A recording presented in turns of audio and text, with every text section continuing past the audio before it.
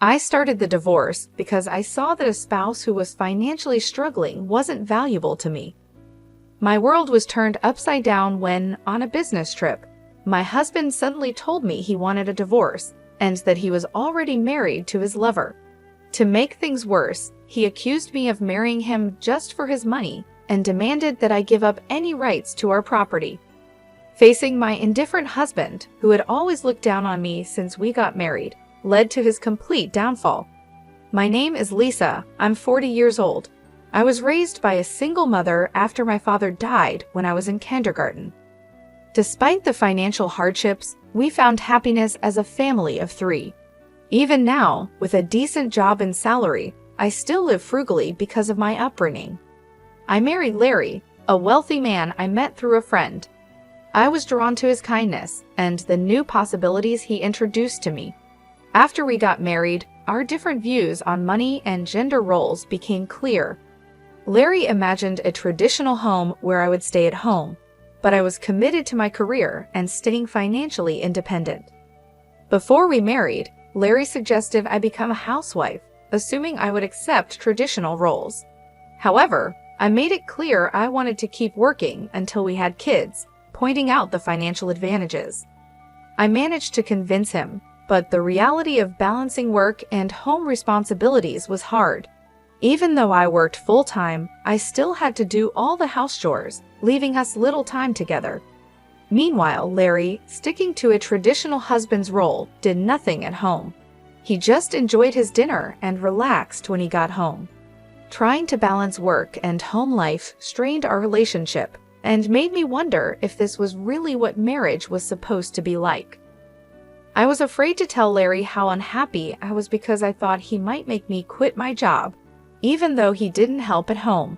I hoped that having children might improve our relationship, but we were becoming more distant, making me doubt we could start a family. Feeling it was urgent to talk about this, I approached Larry. "Hey, we should think about having kids, right?" I said. "Kids? You're pretty energetic for someone tired from work and chores," he replied. "It's not about that. I want to have children. We haven't been married long, but I'm already over 32. Women can only have children for a certain time, and it's getting harder for me to conceive as I get older. It's almost too late. But we don't need kids. If we have one, you'll expect me to help, right?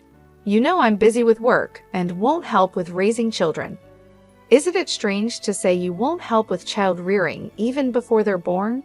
I plan to raise them alone, but shouldn't you at least want to help? It's your child too. Child rearing is your job. I'm working to support the family, so I definitely won't help with the kids. You'll just complain that I don't help, making me the bad guy. You must have been taught to be poor and have lots of kids since you were born. We're not poor. We don't need kids.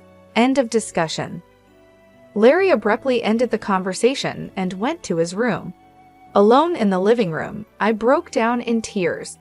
My desire for children was not only rejected, but he also mocked my upbringing. After this, our relationship got worse quickly. We barely talked, and the hope of having children faded as I continued to balance work and home duties. Taking on significant projects at work, I found myself growing more distant from Larry. One day, as I told him about an upcoming business trip, his unexpected kindness caught me off guard. He wished me well and hinted at a big surprise when I returned. Despite having given up on him, his smile made me hope. But my hope was crushed when I came back. The front door wouldn't open. Larry had changed the locks. His first surprise was announcing our divorce. He claimed to have faked my signature and filed the papers with a friend as a witness. Inside, he handed me a document to sign, giving up my rights to any property division and protesting the false accusations. I insisted that we both give up our rights to any property, and I wanted this to be a public agreement.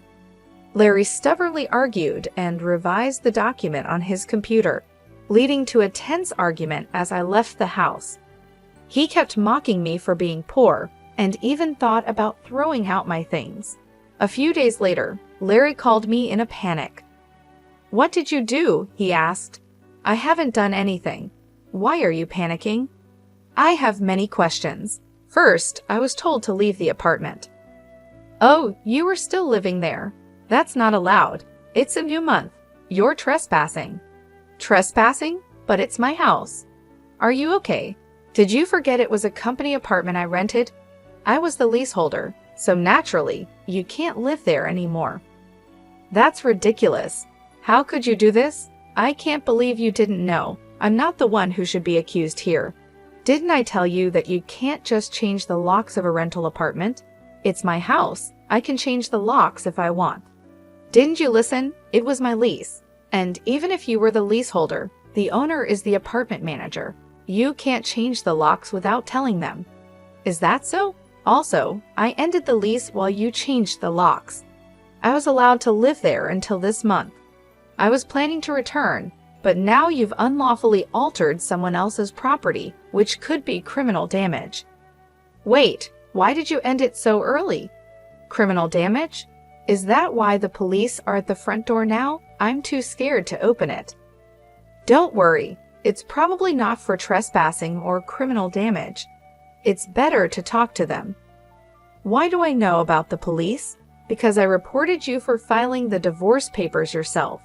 It looks like you've committed crimes like forgery and fraudulent use of a document. Divorce papers can be filed by one person, but only with mutual agreement and personal signatures. Since you forged my signature and the witness, it's clearly a crime.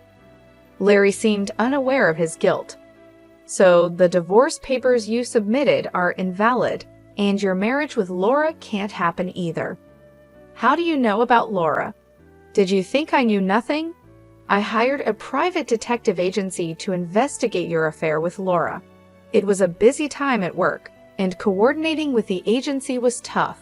Plus, you even held a grand wedding ceremony. While I was supposedly on a business trip, I actually took time off work to do some research and prepare documents because I knew about Larry bringing Laura home. It would have been impossible to gather this evidence while working. After I told Larry everything, he was speechless and seemed quite upset, even over the phone. Then he pleaded with me, "Please don't tell Laura I'm divorced." Why would I? There's no such fact to tell. Really, thank you.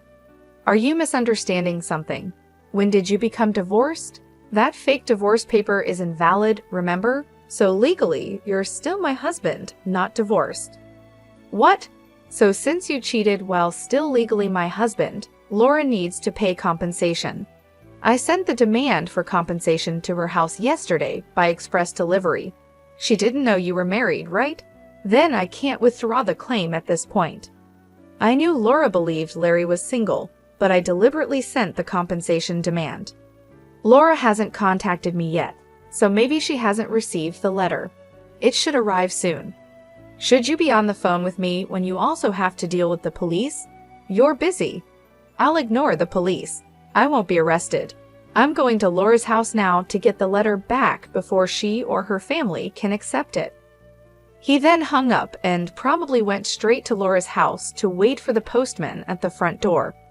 I knew it would be futile because the letter was sent as registered mail to Laura only. Even if he waited for the postman, he couldn't receive it. A few hours later, a disheartened Larry called me. According to him, there was an incident when the postman arrived. Finally, I'll take that envelope. Who are you? You don't live here, right? I'm practically a resident here since I'm married. I have the right to receive the mail. I see, but I can't give you this envelope. It's registered mail for Laura only. What? Give it to me? Absolutely not. If you're so eager, ask Laura for permission. What's going on here? Oh, Larry, what's all this noise? Laura, this is registered mail for you. This man insisted on taking it. Sorry for the disturbance. What's this? A demand for compensation? Larry, you were married? What's going on here? Sorry, it's just, she's an ex-wife from a long time ago. I was embarrassed to say I'm divorced. I'm sorry for keeping it a secret, but isn't it strange? We haven't been dating long, and suddenly there's a demand for compensation. If you were divorced before we started dating, there shouldn't be any problem, right? Well, my ex-wife is crazy. Maybe she's demanding compensation out of spite because I got married. That was the excuse he gave, but his lie was soon exposed. The envelope included a letter I wrote along with my contact information, so Laura called me directly. During that call, I told her about the affair, the invalid divorce, and that they had a wedding ceremony while he was still married to me. Although they had a wedding ceremony, they hadn't submitted the marriage registration yet. Larry wanted to submit it on April Fool's Day, so it was still pending. He probably delayed submitting the marriage registration because he was unsure whether the divorce was finalized. After being exposed, Larry left Laura's house and shamelessly contacted me again. I still had something to tell him, so we agreed to meet at a nearby cafe. As soon as I arrived, Larry said, "Lisa, please withdraw the compensation claim. Let's pretend we've been separated for a long time and officially divorced now. I can apologize to Laura for being secretly divorced and maybe cover it up. Do you think I'm desperate to stay married to you? I was going to file for divorce anyway, but since you cheated, you'll pay compensation. Just trying to extort money from me, huh? Typical of the poor. You have such a poor heart," he said. "You're talking nonsense. Depending on my answer, everything can change. There's still an option where we don't divorce if I say no. You can't reject it, meaning you can't marry Laura and your marital status will be exposed. Fine, I'll pay the compensation. Just divorce me now. Sign here." Then, about property division. Property division? How much more do you want to take from me? Compensation should be enough. Remember, we agreed to waive property division, right? So let's make it official. All right, you're not as bad as I thought. Thank you. We then went to a public notary, made a public document for compensation and property division, and then to the city hall to submit the divorce papers, finalizing our divorce. Relieved, I exchanged final words with Larry. Glad we don't have to divide property. What are you saying? I'm the one who benefits from that. By the way, do you even have assets after paying me compensation? Laura will also claim damages. She mentioned charging you for the wedding expenses. That's impossible. I'm marrying Laura. She can't claim that we're divorced now, so there should be no problem. Still living in a fantasy, huh? You committed marriage fraud. You had a wedding while still married. Do you think Laura still believes you? Marriage fraud. That's ridiculous. Laura will believe me. Believe that if you want. I heard from Laura directly. Also, weren't the guests at your wedding paid actors? You still owe them, you know. You know about that? I haven't paid them yet. What does it matter to you? You could have just taken property division and been better off. That's what I wanted to tell you. Even if we had divided property, you would have benefited more. What are you talking about, poor woman? Your family is poor and you only make $230,000 a year, right? Even if you got a raise, it would be barely $30,000. You don't have any property. You keep calling me poor, so I thought you might be mistaken. Yes, my salary is indeed $145,000, but you know I work for a foreign company, right? It seems you have no interest in me, but I became a director of the American branch. It's not $145,000 per year, but per month. $170,000 per month. So that's an annual income of $2.5 million. You're still bad with numbers. How do you manage to keep a job? It's $2.5 million a year. $2.5 million? That can't be true. Of course, I haven't had the chance to spend such an amount, so I've been saving it for the future. The savings from before our marriage aren't part of the property division, but there's still a considerable amount since our marriage. So I could have received half of that in the property division. You were my wife after all. I'll get the divorce papers corrected. Are you okay? After all the contempt, you think I'd gladly undo the divorce if you have that much money? You don't need to claim compensation, right? It's just a small amount for you. He who laughs at 1 cent will weep for 1 cent. This compensation is for the mental anguish you caused me. I'd like to claim more, honestly. And since we've made it official, make sure to pay it, even in installments. I'll be penniless. Also, don't go back to that apartment. Your belongings should have been moved to your parents' house by now. You thought I had few belongings, but that was because I had already moved most of them. Were you that indifferent to me? I can have so little, so I have to go back to my parents' house. They don't know anything yet, do they? Let me explain. Don't say anything. I already told them everything.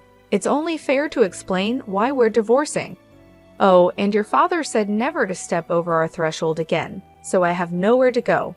He collapsed and I left the cafe. Later, I heard he caused trouble at the police station. Despite my advice, he went back to the apartment.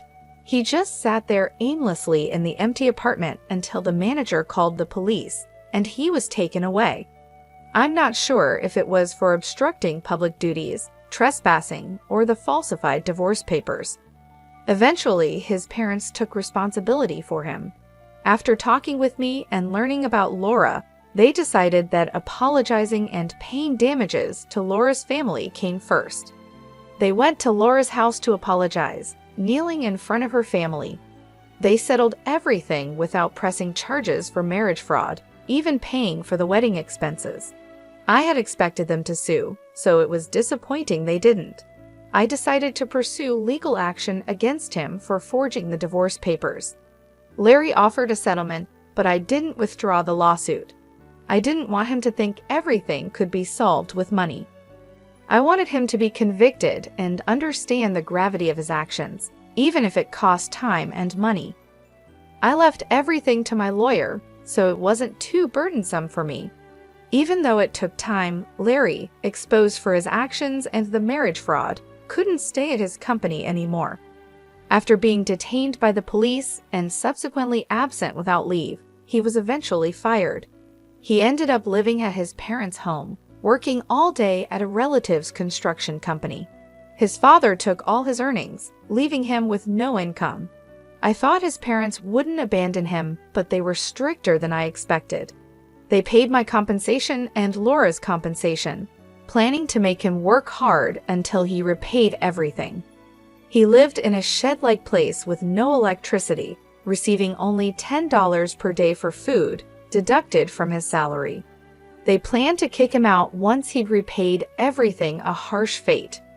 After years of hard work, I was offered a position at the head office abroad, so I moved overseas after the divorce was finalized. I worried that Larry might come to me for help or harbor resentment, but moving abroad alleviated those concerns. Initially, I thought work would be my sole companion for a while, but life took an unexpected turn. I soon found myself in a new relationship. I am now dating a foreign executive at our head office.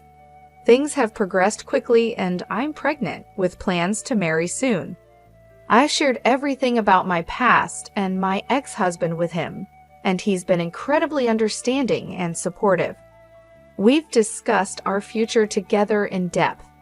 I'll be taking maternity leave soon, and we've planned for me to return to work afterward. He's enthusiastic about taking paternity leave and embracing the role of an active co-parent, which showcases a refreshing cultural perspective compared to what I experienced previously. My past experiences with my ex-husband were challenging, but now I finally feel like I'm on the path to true happiness. I am gaining confidence each day and moving closer to building the happy family I've always dreamed of. The journey here taught me a lot about resilience and the complexity of relationships.